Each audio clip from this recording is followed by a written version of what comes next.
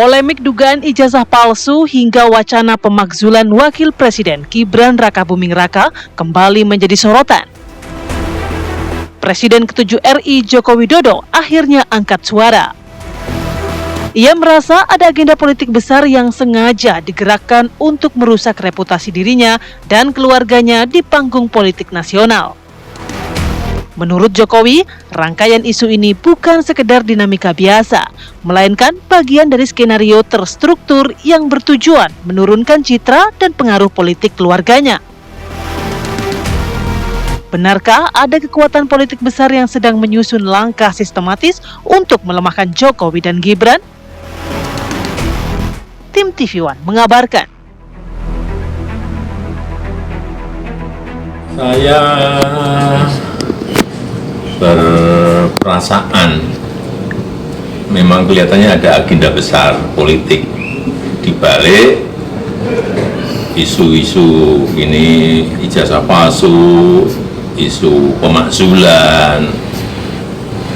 Ini perasaan politik saya mengatakan ada agenda besar politik untuk menurunkan reputasi politik, untuk mendowngrade yang ya buat saya biasa-biasa aja. Pemirsa, Presiden RI ke-7 Joko Widodo akhirnya angkat suara terkait banyaknya isu ijazah palsu, isu pemakzulan Gibran Rakabuming Raka. Apakah memang benar perasaan Pak Jokowi ini ada agenda besar di baliknya? Kita akan bahas hal ini dengan narasumber yang sudah hadir di studio. Sudah ada Bang Ahmad Kozinudin, tim advokasi kriminalisasi dan akademisi. Selamat pagi. Pagi, Mbak. Ya. Sehat ya. Kemudian juga ada Bang Freddy Alex Damanik, Wakil Ketua Umum Projo. Selamat pagi, Bang Freddy. Selamat pagi.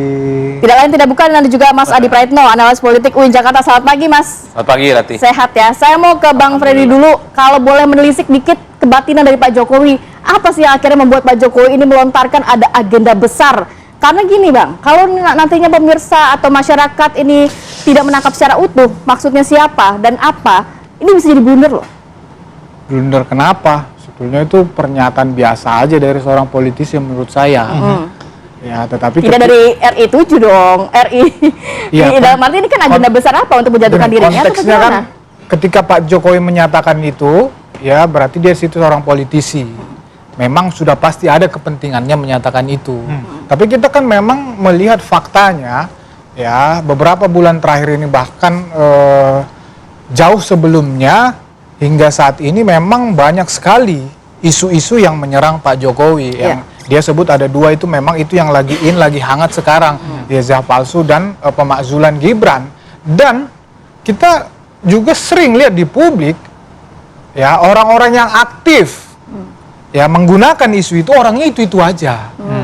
Ya misalnya ijazah palsu, ya Roy Suryo, misalnya Dr. Tifa. Nah, ketika di pemakzulan juga itu juga, ya. Kemudian ketika ijazah palsu agak down, nah yang ini dukung yang ini. Jadi itulah yang disampaikan oleh Pak Jokowi, kenapa dia sebut dua isu itu yang paling hangat. Nah tetapi kan banyak, ya Bobi aja diserang, orangnya itu juga.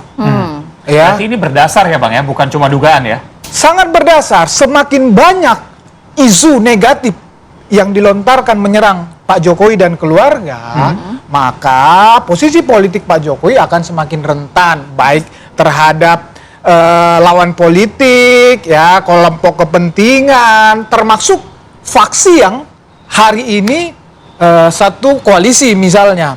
Mereka ini bisa berpikiran, waduh Pak Jokowi ini sebaiknya kita jauhi dulu kan kalau misalnya satu koalisi. Tetapi yang mau saya sampaikan adalah tujuannya memang untuk menggerus kepercayaan masyarakat kepada Pak Jokowi, sehingga targetnya pasti target menengah ataupun target jangka panjang 2029. Karena per hari ini Pak Jokowi masih sangat relevan dalam posisi politik di Indonesia, masih sangat kuat pengaruhnya, walaupun survei indikator sudah menurun, tetapi masih sangat kuat. Dan inilah lawan politiknya, kelompok kepentingan yang pada saat kemarin Pilpres dan sebelum-sebelumnya berbeda dengan Pak Jokowi tidak mau melihat ini.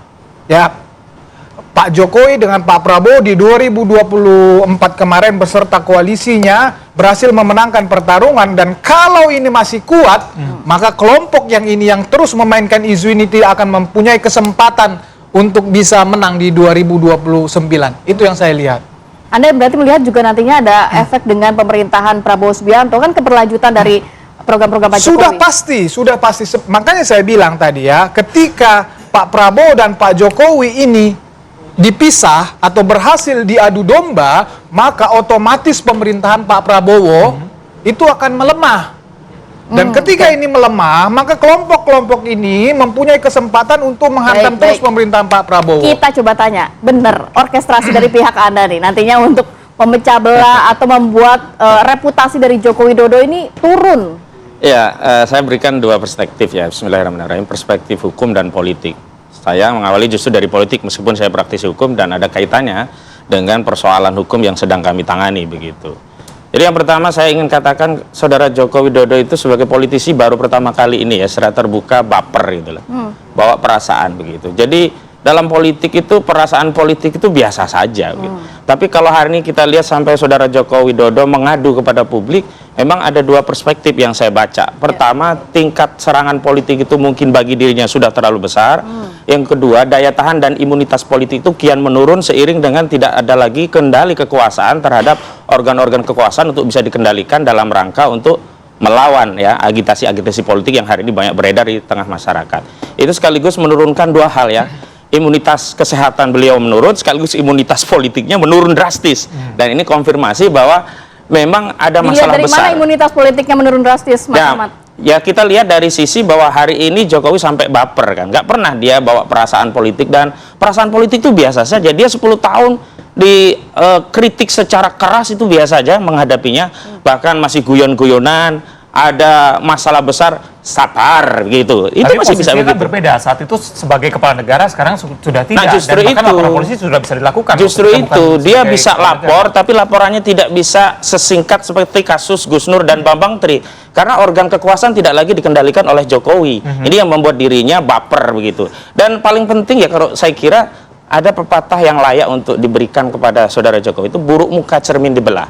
Artinya kalau hari ini ada orang yang ingin mendowngrade, siapa yang mau mendowngrade? Ijazah palsu misalnya, ingin mengagitasi dengan kasus ini agar lebih downgrade. Justru yang mendowngrade dalam kasus ijazah palsu dia sendiri. Kalau dia ingin menaikkan marwahnya sebagai seorang negarawan, punya jiwa kesatria, ingin menyelamatkan anak bangsa dari perseteruan akibat ijazah palsu, tunjukkan ijazahnya. Dan tidak ada loh pelanggaran hukum di negeri ini untuk menunjukkan ijazah asli kalau dia punya sikap negarawan dan ingin membangun reputasi bahwa dia memang seorang negarawan. Nah, ketika dia memilih kasus ini lewat hukum dan panjang loh, sidangnya saja bisa 6 bulan yang saya lakukan di Solo, belum lagi ada banding, ada kasasi, berarti dia sendiri yang sengaja memasukkan kasus ini untuk mendowngrade dirinya. Kenapa? Karena orang kalau dipersoalkan secara hukum, misalkan Roy Suryo yang lainnya dianggap fitnah, pencemar, pasti melawan lah untuk melindungi harga diri, marwahnya. Karena apa? Karena dia tidak pernah merasa melakukan pencemaran, tapi melakukan satu penelitian terhadap produk yang dia yakini ini palsu. Nah, tinggal saja kalau memang tidak palsu, mana buktinya? Tidak perlu baper kesana kembali,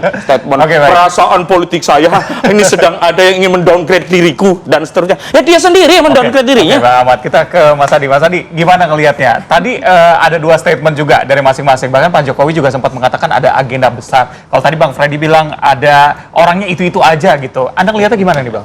Ya saya kira memang pertarungan politiknya agak sedikit bergeser. Kalau dulu memang domainnya sangat kentara hanya persoalan ijazah atau pemakzulan ya. Tapi sehari dua hari ini setelah ada pernyataan dari Pak Jokowi bahwa ada hidden agenda, ada agenda besar yang sebenarnya terselubung untuk mendowngrade dan merusak kredibilitasnya sebagai orang yang pernah memimpin negara ini kan paradigma baru. Kalau dulu kan hitam putih perspektifnya. Salah dan benar, lapor merapor, asli ataupun tidak, dan seterusnya.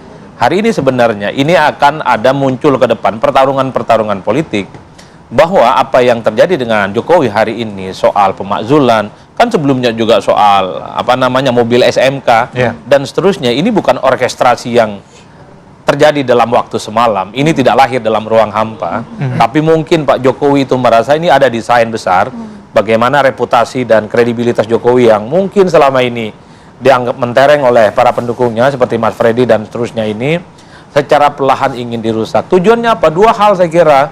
Pertama, untuk menunjukkan kepada publik bahwa Jokowi tidak seperti yang dibayangkan orang, tidak seperti yang sewah yang muncul dalam survei-survei. Orang baik, popularitasnya oke, approval ratingnya sampai Sidratul Muntaha dan seterusnya. jadi serangan-serangan ini sepertinya ingin membalik itu semua. Nah, yang kedua, kalau memang kita mau menggunakan logikanya Bang Freddy ataupun logika Pak Jokowi, ini dikaitkan dengan kompetisi di masa yang akan datang. Karena per hari ini ada satu keyakinan bahwa Pak Jokowi itu masih sakti, magnetnya masih kuat. Jadi siapapun nanti yang diusung, siapapun nanti yang mendapatkan endorsement dari Jokowi, relatifly akan kompetitif. Siapapun calonnya yang nanti akan bertanding di 2029. Apalagi kita tahu per hari ini replika politik dari Jokowi adalah Gibran, wakil presiden yang masih muda, dan tentu saja karir politiknya nggak mungkin hanya selesai sebagai wakil presiden. Ada tahap-tahap yang mungkin difikirkan bagaimana karir politik Gibran ini sangat sustain. Dan publik juga tahu konsultan utama dari Mas Gibran itu tentu Pak Jokowi, bukan yang lain. Makanya saya selalu mengatakan kalau ada orang ngaku-ngaku sebagai konsultannya Wapres hari ini, itu ngaku-ngaku aja. Konsultannya pasti Pak Jokowi. Saya hakul yakin statement, gestur, dan apapun yang dilakukan oleh Wapres hari ini, itu memang rasa Pak Jokowi, Pak. Jadi inilah yang sepertinya ingin disampaikan kepada publik. Belum selesai sampai di ijazah palsu, saling lapor, belum selesai juga isu-isu pemakzulan. Menurut Anda masih akan panjang nantinya? Pastinya akan panjang, karena kalau mau jujur ya, perdebatan soal ijazah dan pemakzulan, orang sudah mulai bosan. Jadi viewersnya, likes-nya, subscribe-nya, itu mulai agak berkurang nih, mulai berkurang. Secara perlahan mulai meredup. Misalnya ditambah dengan isu-isu blunder yang muncul di kalangan wamen, para menteri yang statement-statementnya hampir tiap hari menimbulkan kontroversi. Ketika Jokowi mengatakan ada kekuatan baru, mencoba untuk mendowngrade, mencoba untuk mendiskreditkan dan seterusnya, ini ada amunisi baru yang kemudian dimunculkan. Per hari ini algoritma yang muncul di medsos itu adalah pernyataan Pak Jokowi ini. Jadi ijazah itu di bawahnya, pemakzulan itu di bawahnya. Tapi inilah yang kemudian orang menerka-nerka. Sebenarnya betul tidak ada upaya-upaya untuk merusak. Tapi Mas Adi lebih kemana nih? Kalau misalnya kita boleh berpikir secara netizen ya, agak julid gitu ya. Lebih ke memang ini ada agenda besar yang diorkestrasi oleh pihak lain, atau memang caranya Pak Jokowi biar namanya selalu ada di media begitu, Mas? Di kita itu kompleks, Ratih ya. Politisi itu selalu memaintain apa yang selalu muncul di publik. Jangankan bully-membuli, jangankan serangan. Ini diolah sebagai sesuatu yang menjadi insentif, bisa positif dan bisa negatif. Kalau saya terus-menerus ya dibully oleh publik, saya berpikir bagaimana bulian publik itu menjadi simpati. Nah, itu dapur politisi. Itu tidak mungkin dilakukan sendiri. Ada influencer, ada buzzer, ada bunyi-bunyian, ada dukung-mendukung, dan itu diciptakan secara politik. Jadi jangankan politisi, saya saja berpikir bagaimana sesuatu yang negatif itu dia dibalik menjadi sesuatu yang konotasinya positif. Jadi yang terjadi hari ini bukan hanya soal lapor-melapor, bukan hanya soal hitam dan putih. Ini adalah pertarungan politik jangka panjang misalnya. Karena kalau kita hitung rata-rata secara umum, ada kecenderungan di negara kita, siapapun yang sudah tak lagi menjadi presiden, sering kok mendapatkan kritikan. Dulu Megawati setelah tak jadi presiden kan banyak diserang. Soal Indosat dan privatisasi BUMN dan terusnya. Pak SBY tak lagi jadi presiden yang diserang masalah Hambalang, masalah Senturi. Tapi saat itu kalau bicara tentang PDIP, Mega diserang, PDIP pasang badan. Saat itu kalau SBY diserang, yang pasang badan ada Partai Demokrat. Per hari ini ketika Pak Jokowi diserang, yang pasang badan itu adalah Freddy pasang badan. karena tak ada partai. Karena tak ada partai. Mungkin nanti nunggu siapa ketua PSI. Yang sebenarnya hasilnya sudah bisa ditebak. Oke, Bang Freddy, mungkin mau menanggapi ini berarti statementnya dikeluarkan di waktu yang tepat begitu ya, ketika memang tadi pembahasannya algoritmanya sudah mulai menurun begitu, tapi mungkin dibahas usai jeda. Kita akan jeda terlebih dahulu. Tetap bersama kami di Apa Kabar Indonesia Pagi.